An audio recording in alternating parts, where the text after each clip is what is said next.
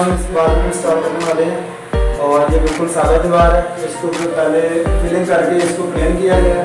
Plane करके फिर इसको ऊपर से बिल्कुल रेगमार लगा के इसको साफ किया और अब हम इसके ऊपर वॉलपेपर लगाएंगे और अभी का और बाहर का जो फर्क है वापस आएंगे।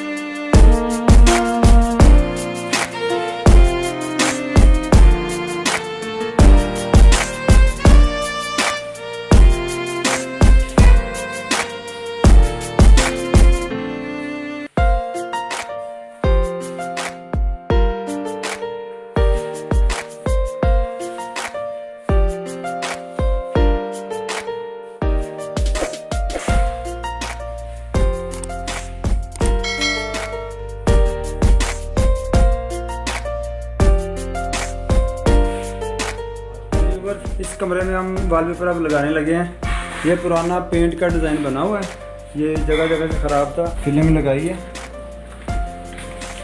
फिलिंग लगा के अब हम इसके ऊपर वॉलपेपर इंस्टॉल करेंगे और फिर आपको इसका जो ना जो लुक आएगी वो आपको दिखाते हैं।